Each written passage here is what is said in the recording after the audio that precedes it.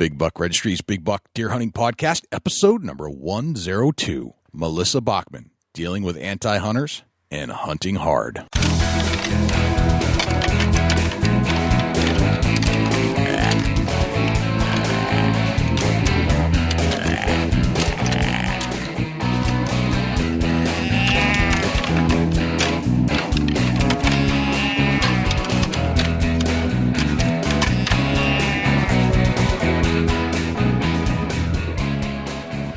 Big Buck Registry is a virtual museum of hunting stories. We preserve a piece of Americana by interviewing and recording hunters about their hunts and experiences from across the country.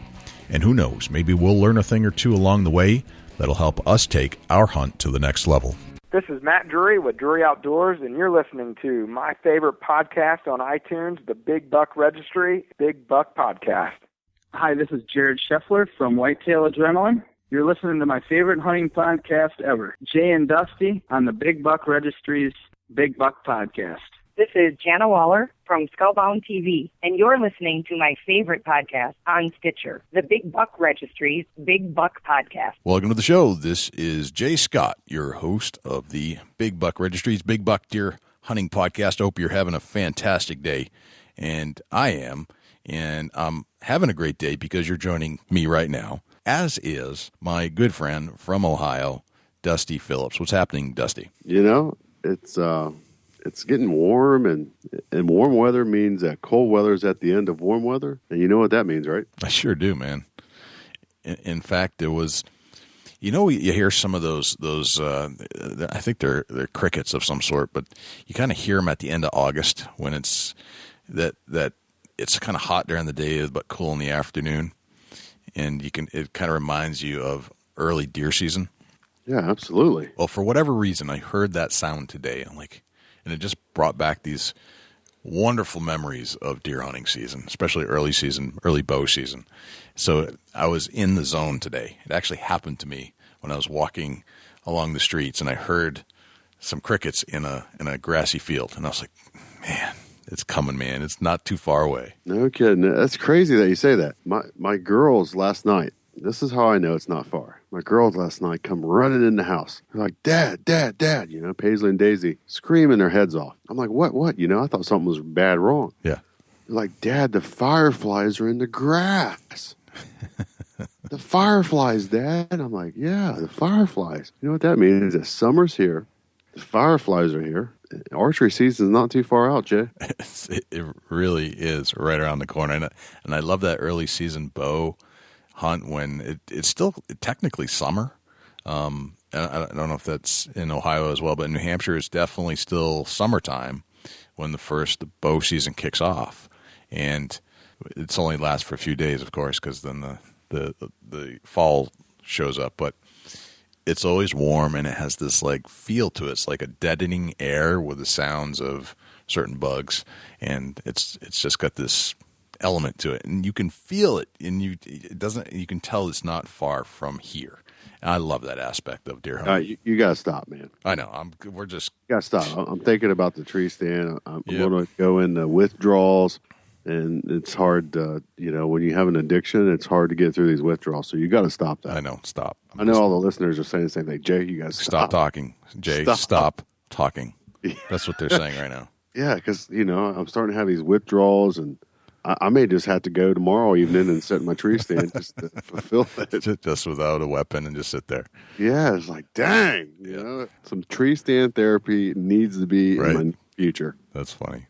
Well, we have a fantastic guest, Dusty, as we always do, and we've gone on this run recently where we've had a tribute to Lane Benoit.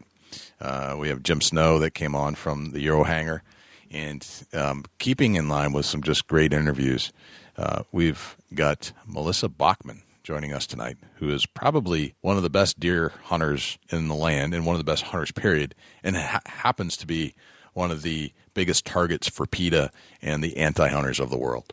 And she's joining us tonight to tell us all about her experiences and take us on a deer hunt back in 2007. And reading up on Melissa, the belief in herself and what she does is phenomenal, Jay. Yeah, she is so confident and loves life and is happy all the time because she's doing what she's doing. And that's all you can ask of somebody. And she doesn't let all that negativity get in her head, and she gets bombarded with it daily, right down to like death threats, which is just disgusting. Right, yeah. It makes you sick to think about that. And she's one of them people that's very fortunate to have the attitude where if you tell her she can't do something, she's going to do it. Right. She has the drive behind herself. And, that's something that people should pick up on. If you want something, no different than Jay and myself right here on these mics, talking with you guys and doing the podcast. If you want something bad enough, you push yourself and drive yourself hard enough to go after what you want. And Melissa does that. She does. And it's a great life lesson about just how to live life, whether you're a hunter or not. But she's just one of those positive people that you want to hang out with, and that's why we like her. Yeah, absolutely. Let's quit chatterboxing. Let's get her on the mic here. Let's do it, man.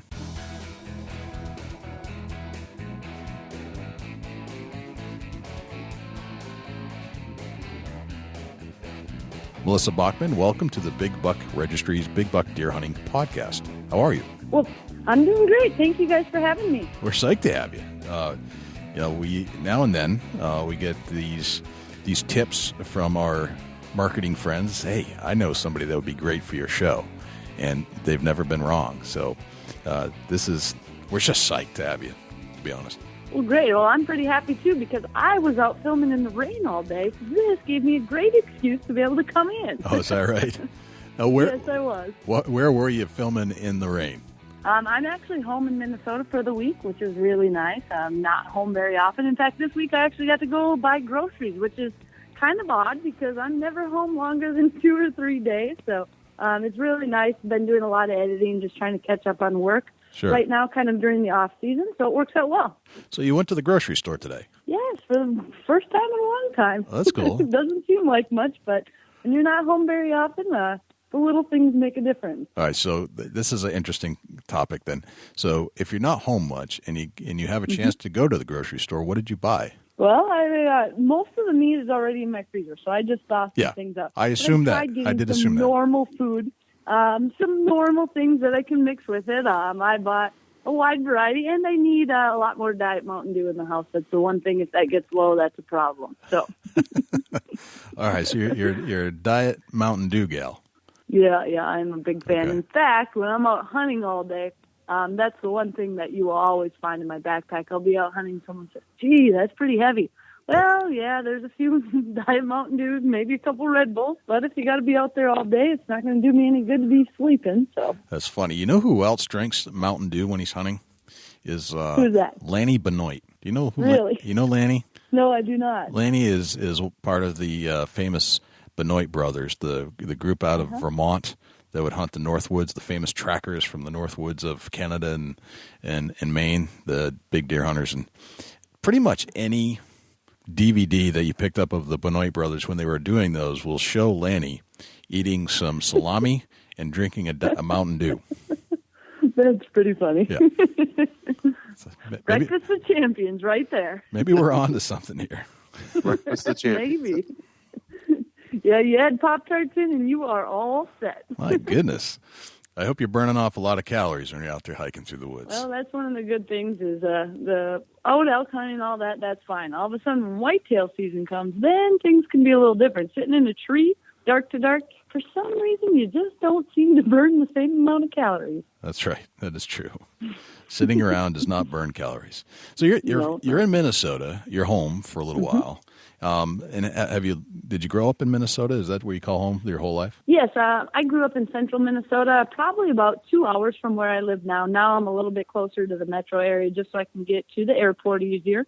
But I grew up in just a tiny little small town of a couple thousand people, and we actually were able to hunt right outside of our back door my whole life growing up. So it was really nice. If you got cold, if you didn't want to be out anymore, you can just walk home and you're on your own. So it worked out really, really well. That's cool. So what was life like growing up in Minnesota? Was it a small community and that kind of thing? Yeah, it was a very small town. I graduated with probably 115 people. I had a younger brother and my parents would bring us hunting all the time. On the weekends, that's what we did. My mom would take one of us, my dad would take the other. They'd bring us bow hunting and literally have us just sit on the platform of their stand bring some twine. We'd tie it around our stomachs, get tied right to the tree, and we're told to sit still. And that's what we did on the weekends. We would also go out duck hunting, and we just really, really enjoyed it. We weren't old enough to hunt. In Minnesota, you had to be 12 years old. I just waited and waited until the time I would turn 12 so I could finally go deer hunting. In fact, the night before, I'm not sure I slept a wink all night because I was so excited to go out deer hunting and had all these little maps drawn of our property. And I think my parents were probably wondering, what have we done to this girl? That's awesome. Now, I'm going to ask a loaded question real quick, Jay. Yeah, absolutely. Yes. Who's the better hunter, your mom or your dad? They're both very good hunters, and that is the politically correct answer to always give. Good answer. They've both taken a lot of really nice bucks over the years, so it was nice having both of them there because I think if had it been just my dad or, then it would always been a competition as to who could go out, my brother or myself, and this way they both were able to take us one-on-one, and I think that made a big difference. And the fact that they never left us home was huge, too. Yeah, absolutely. That is cool. I can't help but notice that you actually have a link on your website that says childhood. And it's not something I usually see on somebody that's on TV or talking. They usually don't forecast it that prominently. So, your childhood must have been quite an experience. And and I think it made, really what I am now. Had I not been out there doing all that, we got 50 cents a pocket gopher foot. So my brother and I, we'd have trapping contests. We were out checking traps, who could get to them first, so we could get our 50 cents for their feed and save all the trees on our property. So I think little things like that were huge. And even as I got older, my parents actually signed a work permit my senior year so I could bow hunt every morning for deer. And I got to go. I didn't have to be at school until 10 o'clock in the morning because I could go out bow hunting. If I got a deer, it had to be back hanging in the garage, and I had to be at school by noon. So I think living in a small community like that obviously made a huge impact on what I love and the person I am now. That's awesome. So was this one of those communities where they would you shut down school or actually cancel school for a week or a couple days just so everybody could go deer hunting? Well, they didn't shut down school, but in Minnesota, Monday and Tuesday of the second gun season, that's when I would always hunt, and that was 2 days of school missed. So as long as I was on the A honor roll, my parents would write a note saying, Melissa's at home deer hunting. I don't know, there were no questions ever asked. That's awesome. It was no big deal. In fact, I even got to go back for basketball games in the evening. But I believe after I graduated, they shut that down. If you weren't in school during the day, you didn't get to be in sports. But yeah, it was really nice to be in a community like that. The good old days, huh? Yes, yes. Melissa, how old are you now? I'm 30 years old. I'll be 31 in July. Okay, so it hasn't been too long since you were in high school, and those are the good old days when you could get away with that kind of stuff, and that's really cool. So I liked it, and even my friends. We would go out goose hunting in the morning before school started, and we would try to, make sure we're back in school. In fact, one year we got so many geese, my mom's like, Melissa, what are we going to do with all these geese that you guys have in the freezer? And I had confirmation that year, and I said, well, perfect. We'll serve it to everyone who's coming over. She didn't think that was the best idea for a main course, but I'm pretty sure that's the route we went. That's so cool. So your parents were big influencers in your outdoor lifestyle that you lead today. No question, right? Absolutely. Yes.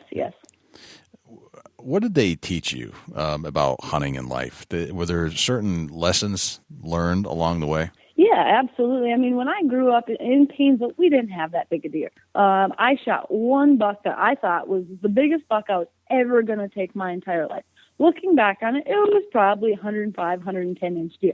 It did not matter. I thought that was just the top of the world, but it was never really about how big the bucks were. Of course, we were all going after them, but every year we would take all our deer, fill the freezer, and that's what was important. But what I really learned is probably my second or third year, I went out, I had hunted, and I didn't get one.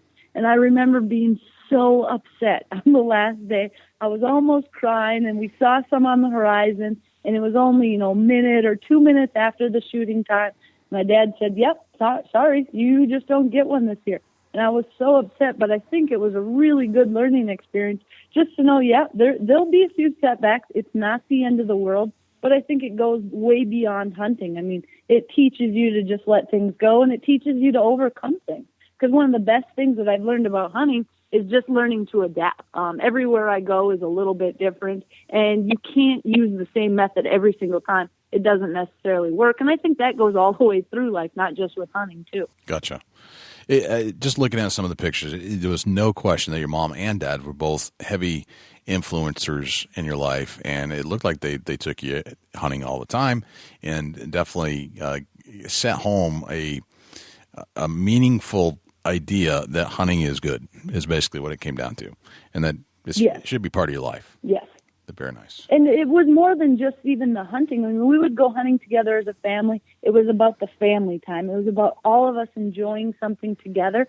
But it was also about the fact that we would take that wild game. My parents would teach us how to help package it. We'd put it in the freezer, and then they taught us how to cook it. So it was kind of a full circle thing, not only the experience of being in the outdoors, but being together and then preparing it for a Sunday meal. So I think it was kind of a all the way around thing that they taught us.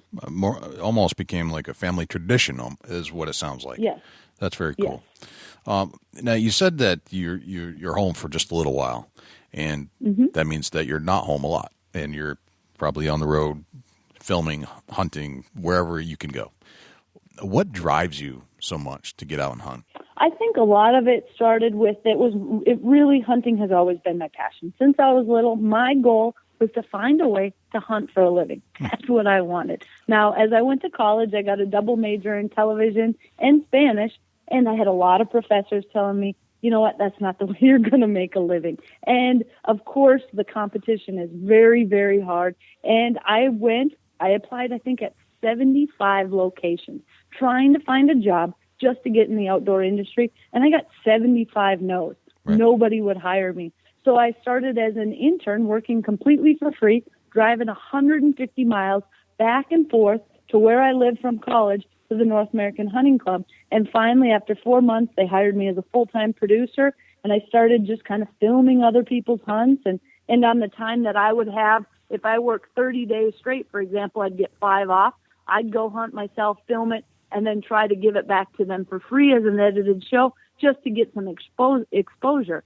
So I think a lot of what drives me was just that sincere, that true passion to get what I wanted, and having a lot of people tell you it's not going to work, and having a lot of setbacks along the way. But once you kind of get the ball rolling, it's really, really helpful, and you feel great because I love what I do, and it's definitely been a challenge, but I think that's what keeps driving you is you know there's a million people who would love to have that spot, and if you quit working hard one day, you may lose it. Gotcha. That's an interesting story. So you kind of sacrificed a little bit to get out there and get you to where you wanted to go, and you knew that it wasn't going to be handed over to you by any means, and that you just kept playing it no matter what it took.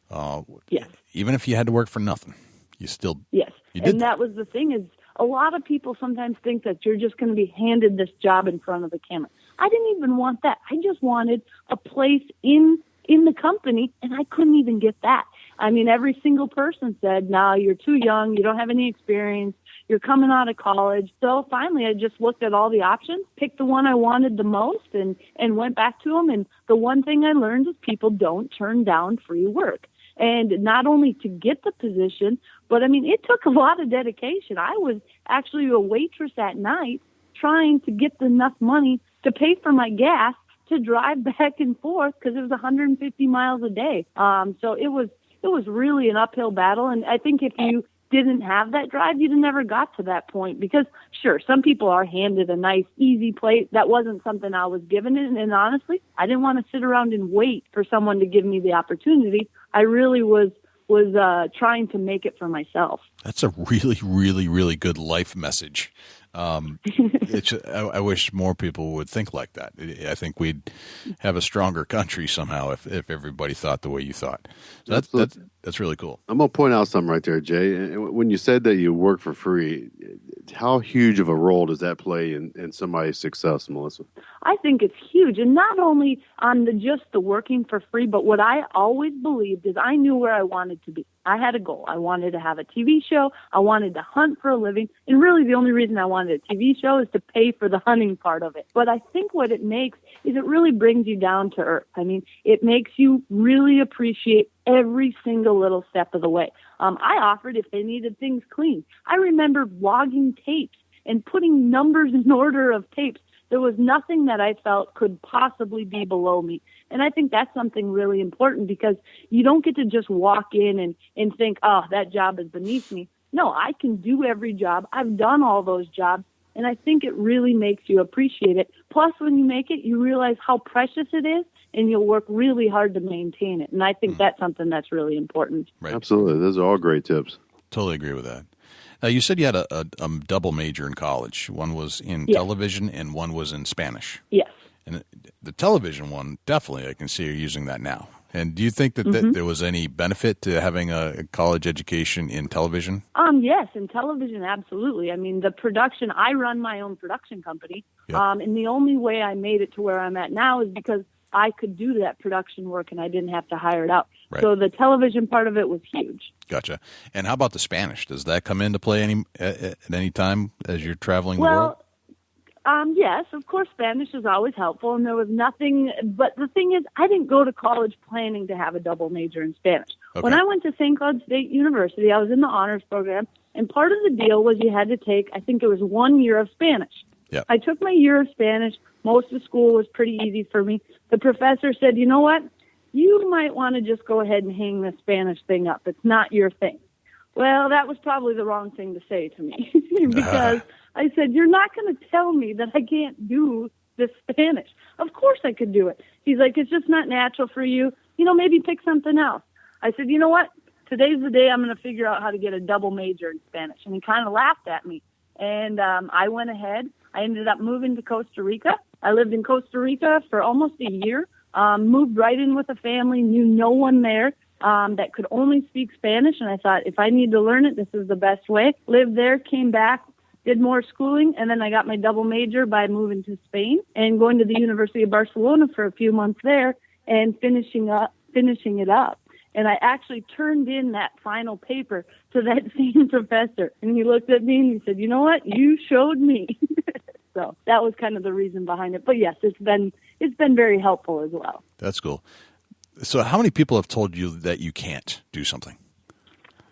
There's so many people that constantly tell you can't, all the way up until now. I mean, people think it's easy. There's always people telling you can't do something. And really it just comes down to you not believing that and believing in yourself. Because if you don't believe in yourself along the way and you start listening to that, well, you'll just fold quickly. I mean, if I'd have stopped by the first 100 people who told me that's not going to happen, I'd have quit a long time ago. Right. Gotcha.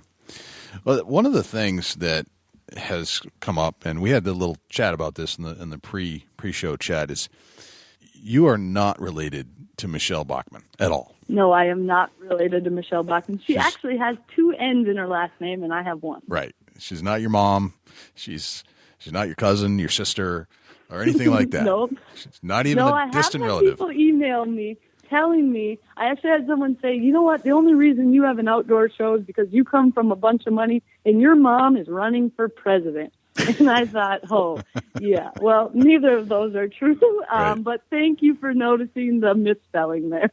That's funny. Yeah, that's that is a funny story. So, okay, so we got that air is clear.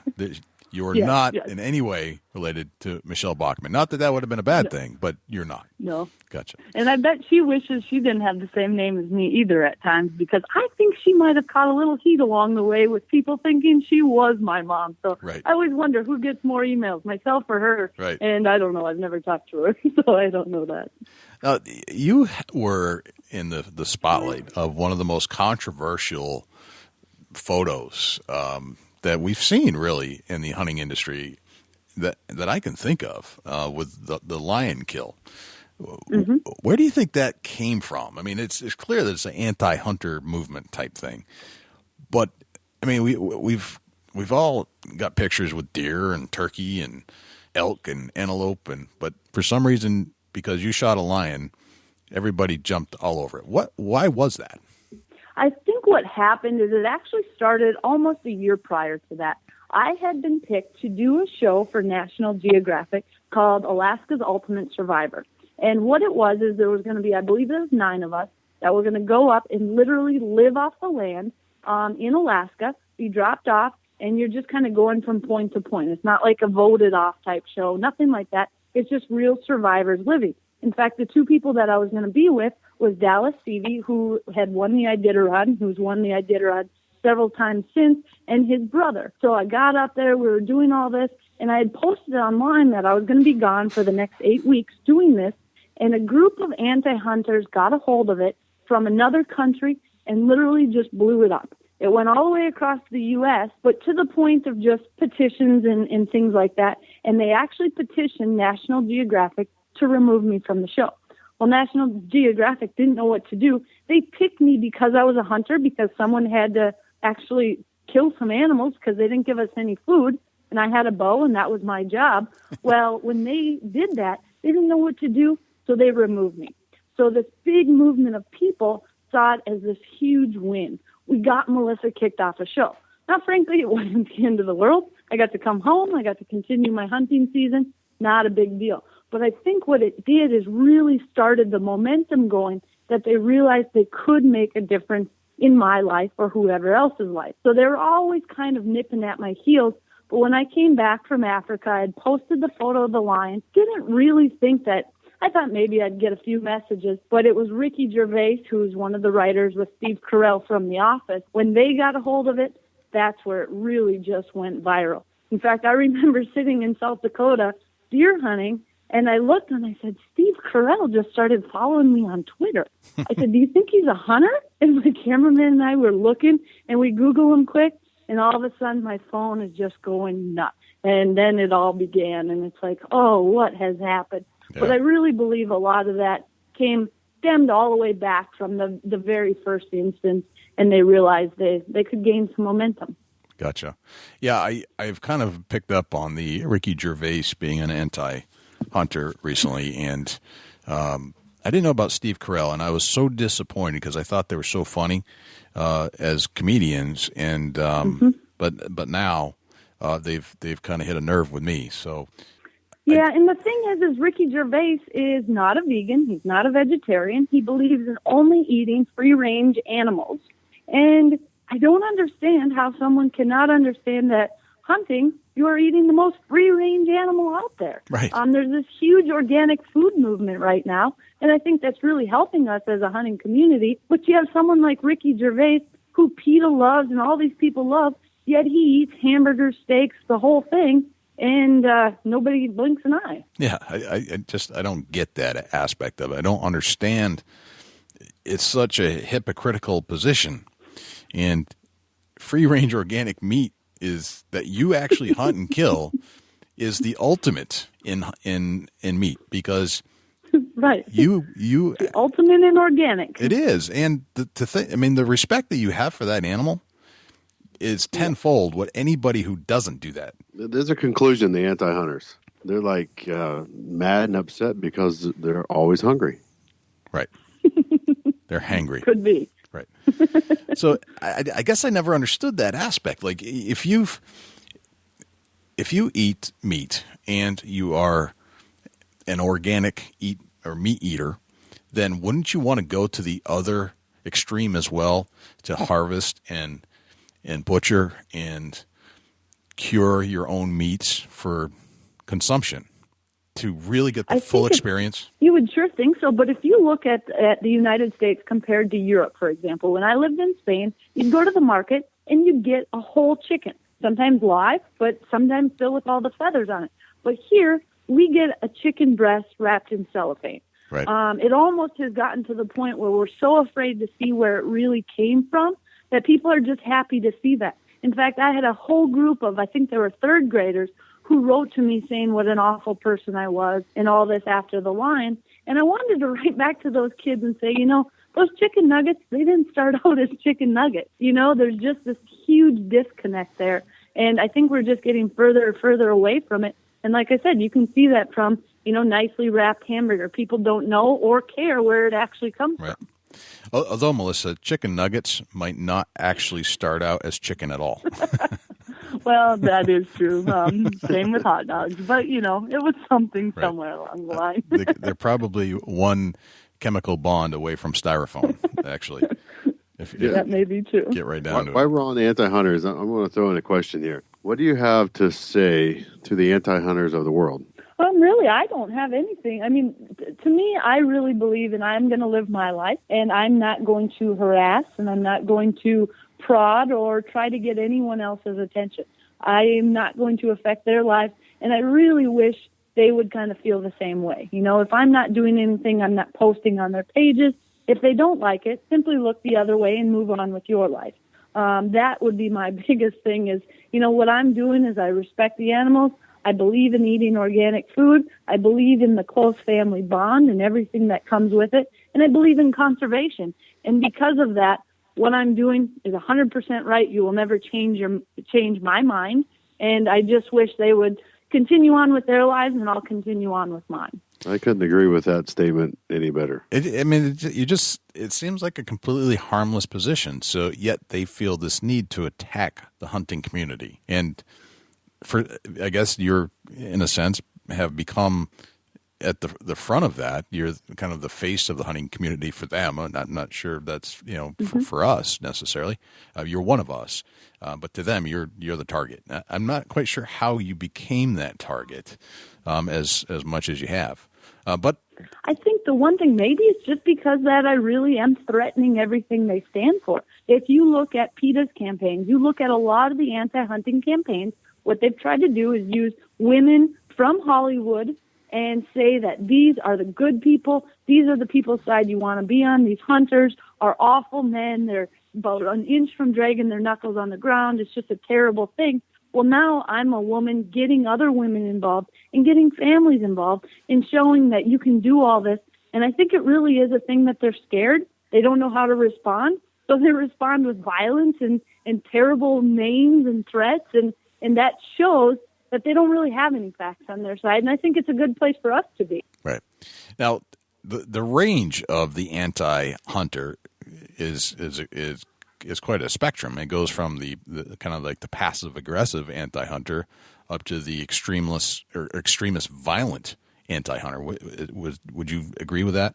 Absolutely. And it goes a lot of people are behind these computer screens, and they are saying things that they may not say in person. True. However, there's some that are happy to come up and speak their mind in person as well. What I've found in the past is usually those who speak their mind are very easily deterred, and they very sheepishly walk away quickly when they see your personality, and I'm not going to get upset, and I'm not going to yell at them. You just state the facts and move on. And I think that's probably one of the most powerful ways to really get your point across with them. But some of them are just completely out of this world. If you read some of the things that have been said, you just wonder how they could wake up in the morning, think those things, write them, and then send them to someone else. It's hard to believe. Right, and that goes down to like death threats, right? I mean, yes, all the time. Lots of them. Yes. Yeah, and they drive me insane because I mean, if it wasn't such a crazy community, you'd take them seriously. But because they are who they are, we almost take it with a grain of salt. I don't know if that's the right position, and I don't know if we should consider them the enemy. But it certainly is. They are threats of sorts. But I'm not sure how powerful they are. I don't know if they have teeth that can bite and stop our way of life. But certainly they are, or could be, a dangerous situation for us as hunters, not only as lifestyle but as like physical harm. And how do we engage with these people? I think the best solution is literally to not engage at all. Everything I've tried or seen does not work. The facts are on our side. If they're truly interested to have a conversation, great. But the ones that come with the death threats, the vile comments, the awful things, the best thing to do is ignore them because it's like a little kid throwing a temper tantrum. If you just ignore them, they'll quit. Gotcha. And, they may not quit today, but it's the ones, of course there's certain ones that need to be taken more seriously. I mean, people have come to my home. People have sent things to my house. All sorts of things that have escalated to the next level that, yes, now you really need to take that seriously.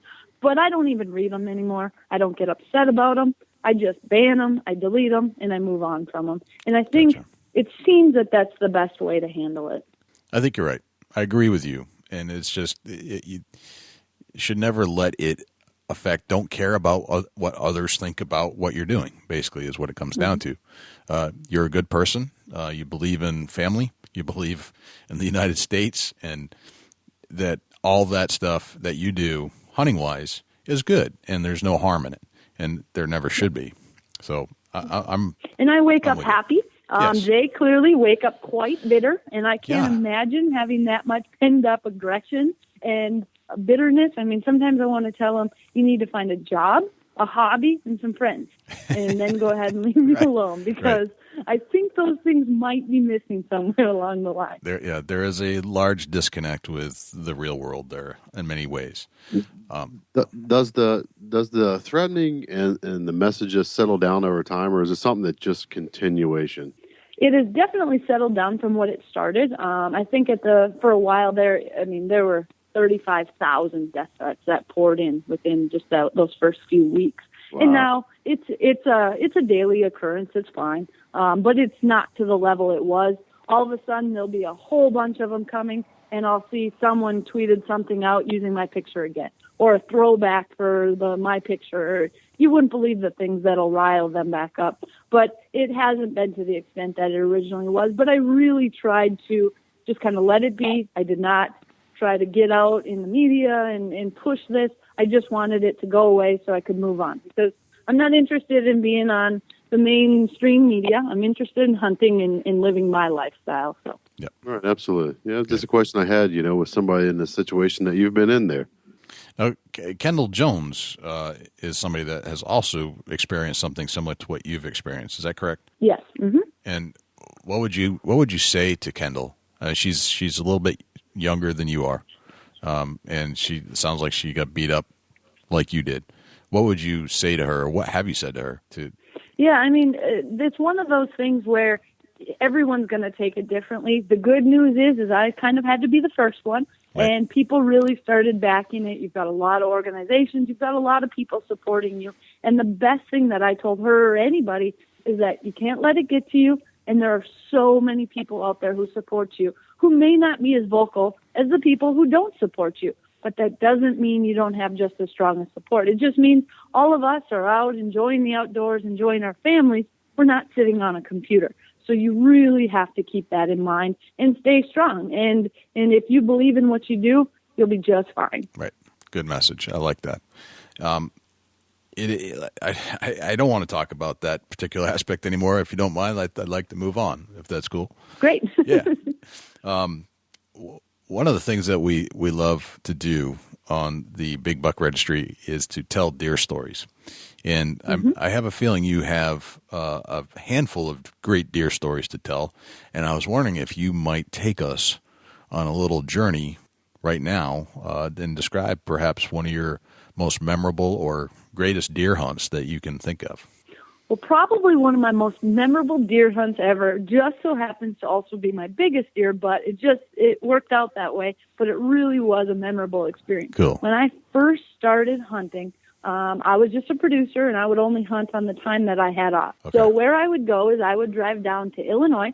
Every time I had 2-3 days, that's where I was headed so I could get a little bit of hunting. Gotcha. What year is this we talking about? I believe it was in 2007. 2007. All right, so we're going back in time to 2007. Okay. Yep, going back in time to 2007. I had hunted almost 46 days that year. So I had really been putting in my time. I would work and try to get there, and finally it was getting towards late season. I hadn't had any luck. I actually had missed a nice buck on opening day, and I was starting to feel like, you know what, maybe this just wasn't going to work out for me.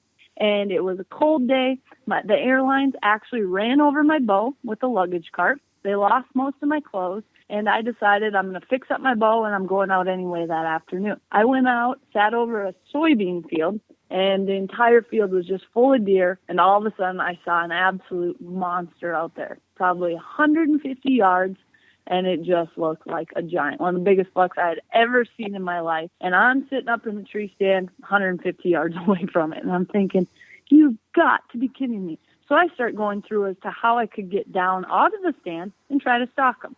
Well, that wasn't going to happen. There were probably, by that point in time, 80, 90 deer in the field. There's no way we're going to get in close enough. So as I'm waiting, kind of getting disgusted, all of a sudden a pack of coyotes came and pushed the deer right to me. Oh, wow. And I couldn't even believe it. And they pushed them once. They were probably still 80 yards. They pushed them again and were actually circling behind me. And I just started about panicking. I couldn't even believe it was happening. And finally I had a shot. It was a longer shot than I really wanted, 52 yards, and I took the shot, got my buck, and it ended up scoring 202 inches. So it was a pretty awesome deal. Great to make a 52-yard shot, but yeah, coyotes, they did some great things that day. Nice to have some help from Mother Nature. That's very cool. So you had your bow, and the buck just kind of started coming your way, and you were ready. Yes. I watched him. He came, got closer, and then all of a sudden they pushed him one more time, and I had that 52-yard shot, and I didn't think they were going to come any closer because that pack of coyotes was actually coming behind me, and we're going to push him away one more time. So I had to make the shot and made it happen, and it was really crazy because Mike Pavlik, the outfitter that I was hunting with at Golden Triangle, he filmed it for me, and I went back to the office. I'd never been on camera before. And I said, hey, guys, I got some pretty cool video this weekend. They're like, oh, yeah, what'd you get? I said, I shot a pretty big buck. Oh, how big? I said, 202 inches. And they said, what? And I said, and a pack of coyotes chased him to me, and I got it all on tape. I said, you want to run it for free for a show? And that was one of my first shows I ever got to run on TV. So oh, that's pretty neat. Little luck and a lot of hard work went a long way there. That's awesome. So one of the things that Dusty likes to do is to kind of run through your gear check. And I don't know if you can remember back to what you were using back then, but could you run Melissa through the whole gear check and find out what she was using to be successful that day? Yeah, absolutely. Melissa, can we tell us what year this was? So that was in 2007, and I may have a little difficulty remembering everything I was using at that time, but I can tell you what a lot of the stuff that I use now is for sure. Right, absolutely. We don't want to interfere on anything that you're sponsored by now or what you use now. No, they're pretty much the same. It's just a matter of what I can really remember. Right, absolutely. At that time in 2007, did you use any kind of cover scent or scent sprays? Yep, I was spraying down with just the generic Wildlife Research Center stuff at that time, and I also had been using some of the cover scent. We had used the golden estrus. Even though it was a little bit later in the season, I still like to use that at times, and we were using that at that time as well. Right, absolutely. What kind of camouflage was you wearing in 2007? I was wearing, I think it was a mixture of all sorts of stuff, to be honest, because the airlines had lost a lot of my gear. But I think I had a real tree jacket on and some sort of a hat as well, and I know that the boots that I was actually wearing that day were a pair of high-heeled wedge boots because the airlines lost my regular boots, so I wore the high-heeled ones out to the stand. I did not put that part in the show, but that is a true story. That's perfect. That's what's great about like a throwback hunt. Like there's all kinds of stuff that you forget about, or that might not have been something you told everybody. So we try to No, not necessarily. People are like, you can't say that. No one would take you seriously. Now it's like, you know what? My feet were freezing, but I did it anyway. And so what that I had those on? It still worked. That's right, awesome. Absolutely. What kind of bow were you shooting back then? Back then I was shooting a Matthews DXT. A DXT, gotcha. Any particular Either arrow? that or a Switchback XT. I'm not sure which one it was. It was my very first one I ever had. I was shooting a Matthews Switchback. It was my very first Matthews bow I'd ever got. Gotcha. And what kind of arrows were you shooting back then? I was shooting Easton Full Metal Jackets. So I'm assuming that's aluminum. Yeah, well, they're a mixture. And the thing that you have to be careful when I shot them is I wasn't always that great with my gear, and sometimes I would actually bend them, so you had to be careful. But I really liked them because they gave me a lot more penetration. They were heavier than a lot of the other arrows I had been using, and I felt that that's what had given me that extra distance, so I had enough power to get to blow through a deer at that point in time. Absolutely. What particular broadheads was you tipping your arrows with? I actually had a mixed bag in there back then. I wasn't sure what to use. I had a Rage, And I also had a couple of thunderheads in there at the time, but I did shoot it with a rage. You can't go wrong with a thunderhead. No, I didn't. That's what my parents always shot, and I was shooting rage, and I'd keep both of them in there. I wasn't really sure why, but that's what I did at the time. So, but I did shoot the deer with the rage. Right. Do you think it's safe to say that 90% of new hunters and older hunters that are still hunting today started with a thunderhead? Probably, and I honestly think a lot of it comes down to what your parents used. You just used what you were told was the best at that point in time. I wasn't going to question it, but my mom and dad shot, so that's what I had started with. Right, absolutely, no doubt about it. What was you in what particular tree stand? Was it like a hang-on, or a climber, or a ladder stand? Tell us a little bit about your setup. It was a hang-on. We had two of them set there, myself, and then Mike was sitting above me, and we were actually in kind of a oak tree that still had enough cover on it. And it was just a small little shelter belt that was on the side of the soybeans, and it was the perfect location for a stand, and it gave us just enough cover so you could be up there with all those deer on the soybeans. We knew we had to have something with enough cover so we wouldn't get busted, and we had the perfect setup. Right, absolutely. I got another question, and Jay's going to say, yep, this is Dusty. Do you name your bucks? No, I do not name my bucks. Really? No, I do not. I'll try to score them and maybe go back and say, this buck or what, but I do not ever name my bucks. No, I do not. No kidding. That's something that I always like to ask. I don't know why. Jay, back me up on this, but naming bucks is like my forte. Dusty loves to do that. It's his thing. Don't mind him. It's just his thing. Yeah, just my thing. I like to name well, all maybe bucks. This year I'll have to send you pictures and you can come up with great names. He loves You're that. good at it. There you go. I'm already thinking about this 200-inch deer that you shot. We're going to call it the Yoder buck because the Yoders pushed it right to you. There you go. There you go. That could work. Yeah, you guys definitely need to exchange cell numbers after because you just. I got to name this buck. I'll send it to the deer namer, Dusty. Oh, it's great. It's phenomenal. The official deer namer. We got it. Yeah. That's an awesome story. Thank you for sharing that. And that's that's what we live for, these deer stories. That's so cool. So Melissa, what would you tell where you are today in your career and knowing what you know about life and hunting and all that? What would you tell the 10-year-old Melissa Bachman? I think one of the things I would probably say is that to really pace yourself. One of the things is I've been very, very driven, and you have to be successful, but I always am pushing harder to make it happen faster, and some things just take time. I thought that when I started as an intern, I thought within 3 years I'd have a show and do all this. It was more like, 8, 9 years.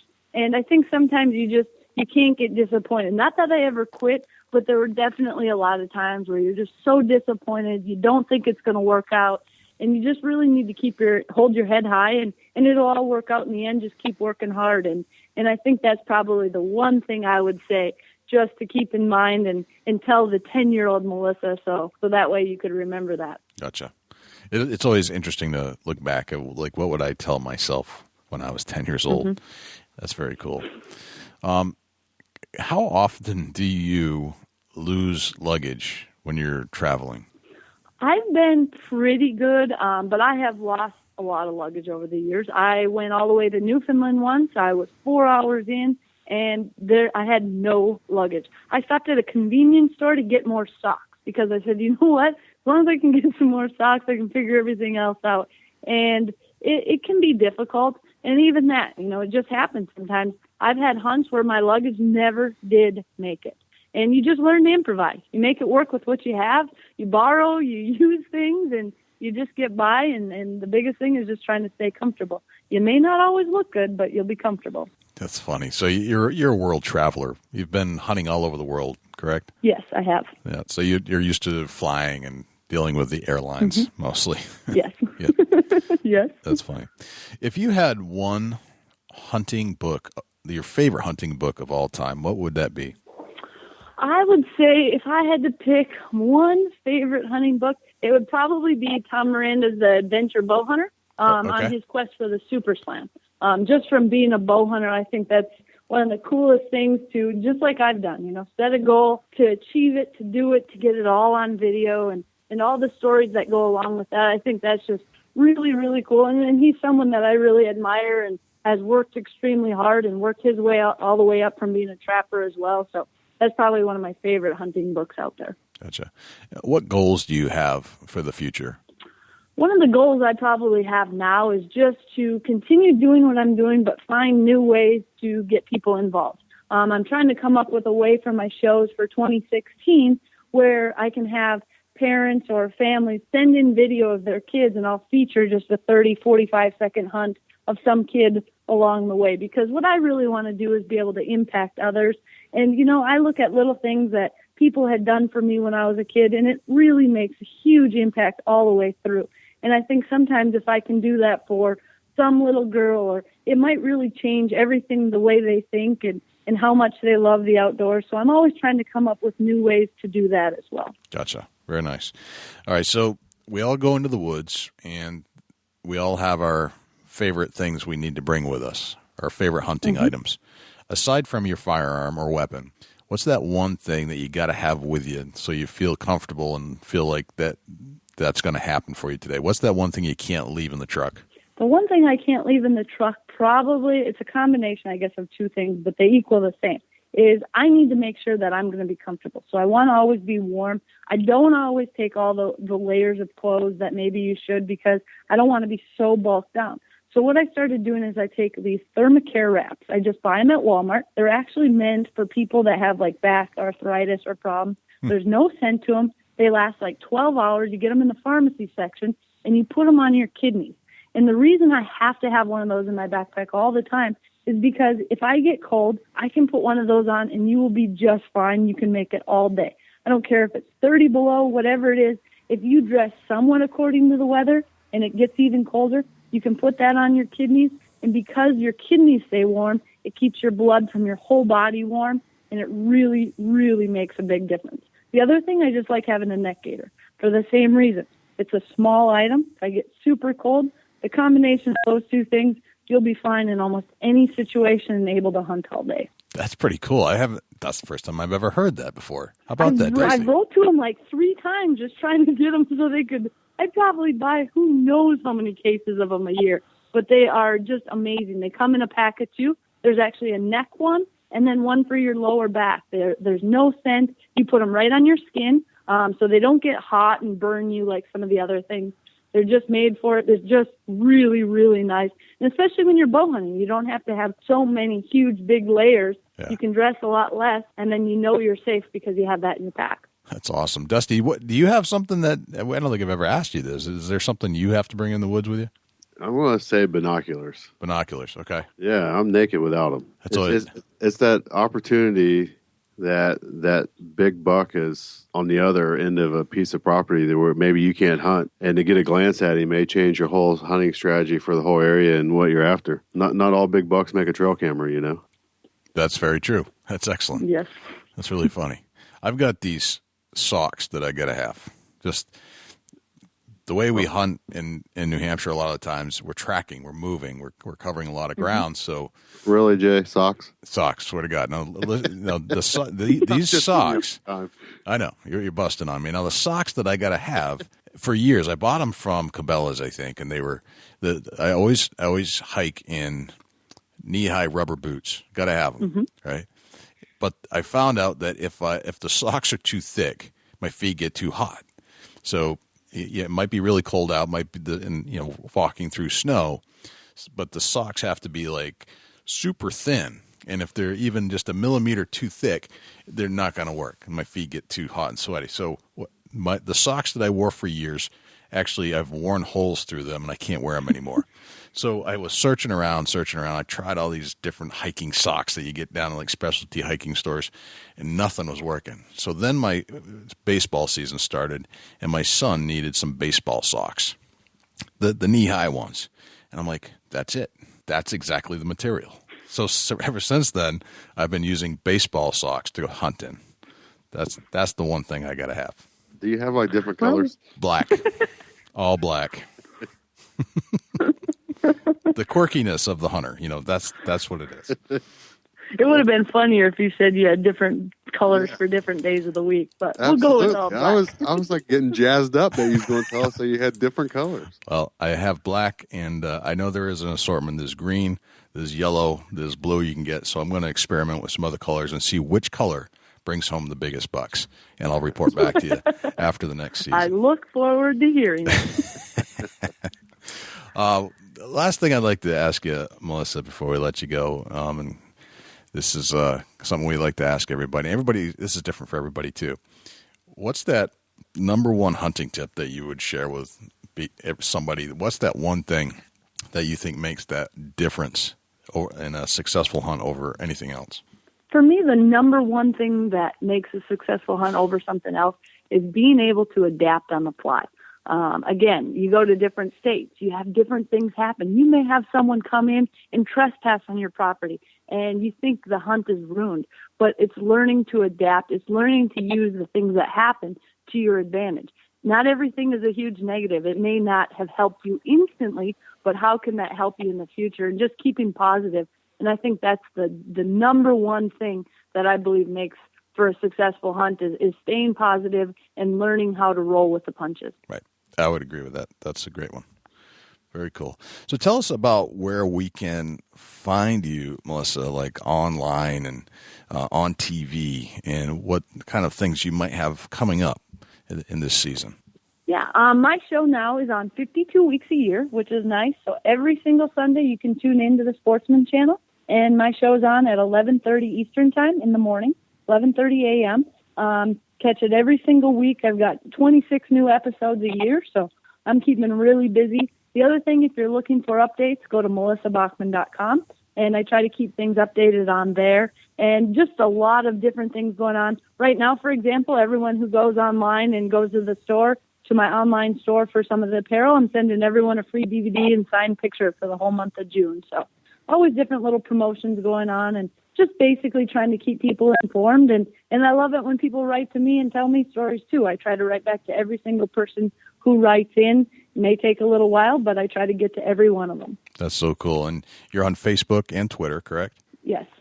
Excellent. And on Facebook, you can find it at Winchester Deadly Passion, and Twitter is Melissa Bachman. Awesome. And I know I said I wouldn't bring this up again, but those anti-hunters, they actually have a whole page to the tune of 395,000 followers dedicated to making sure you don't hunt again. And that, yes, they do. That really ticks me off. You'd think that they'd have something better to do in their life than to bug somebody that's just enjoying life. You would sure think so, but you know what? I get to wake up every day knowing I'm making another 390,000 people mad by the way I'm living my life, and I'm okay with that. That's cool. And I don't know how many followers you have on Facebook, but we've got a decent following. So I think if we can all band together, and we can basically just live our lives the way we want to do it. I sure hope so. Whether I have the numbers or not, that's what I intend to do. So cool. Excellent.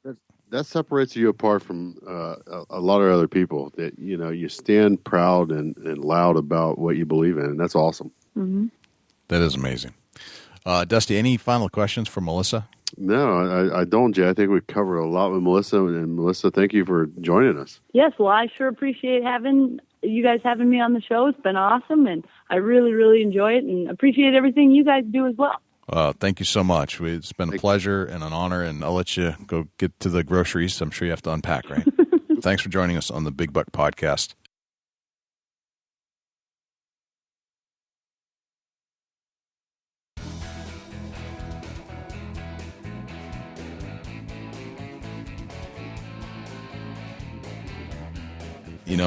When you have a guest on the show, and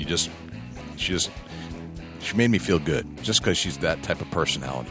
Yeah, absolutely. It's one of the things where you leave a conversation like that, and you think, wow, what an experience to hear the stories and feel the energy and have all that positive pushed over your way a little bit. And the stuff that she gets bombarded with, I mean, she's on the national spotlight. She's on the international spotlight for anti-hunters. Right. People don't like her. But that's okay, though. I love her. She's great. Absolutely. She's doing what she loves and doing what she believes in. And what a great upraising with her mom and dad taking her on a hunt. That's phenomenal. She's grounded. She's solid. She believes in herself. She believes in what she's doing. And I believe in her, too. And God bless her, because there are some people out there, some really bitter people that just don't want her around. So, you know what? I'm not going to say what I'm thinking, but you know what I'm thinking. Right, absolutely. You know, you don't have to say no more. It's just very sad that people would, actually treat her the way that they do. And for one, they don't even know her. They don't. All they're basing their opinions off of is some hunting trips and pictures that were posted. Right. And, in my eyes, that's bullcrap, and that shouldn't be the way the world goes. It's very clear that she's a quality individual and a nice person. Absolutely. With a great upraising and family values, and, it just don't get no better than that, Jay. It doesn't. And it gets me burning, though. Like, it just aggravates me to my soul that there are people out there that just can't see that, Just drives me nuts.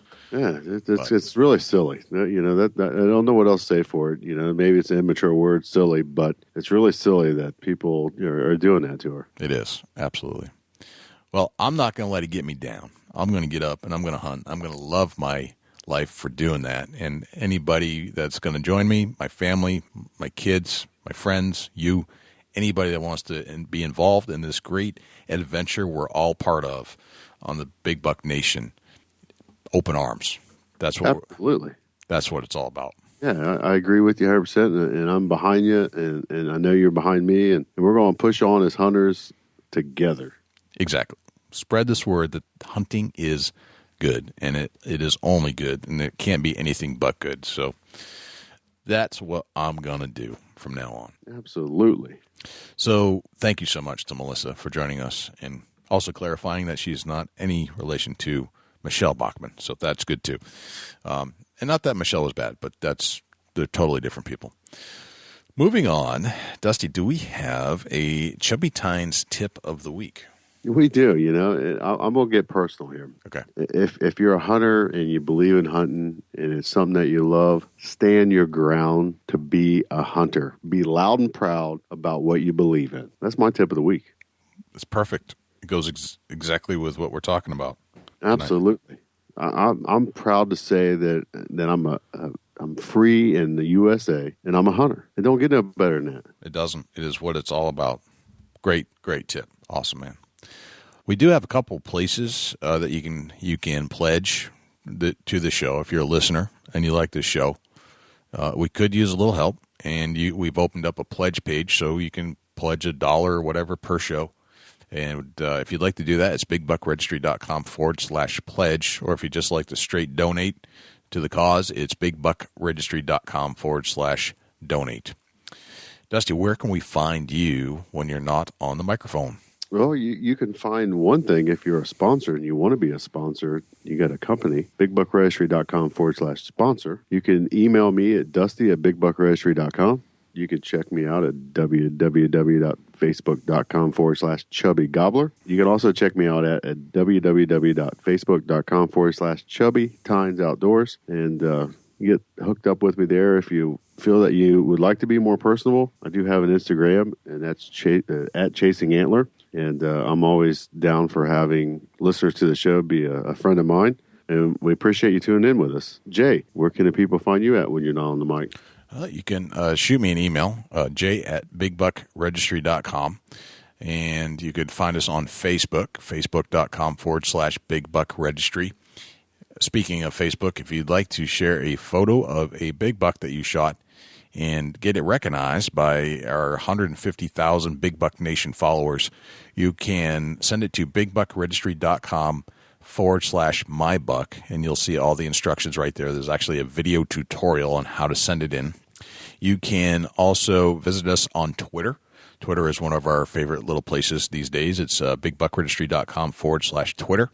You can also find us on the Outdoor Podcast channel now, and that is outdoorpodcastchannel.com.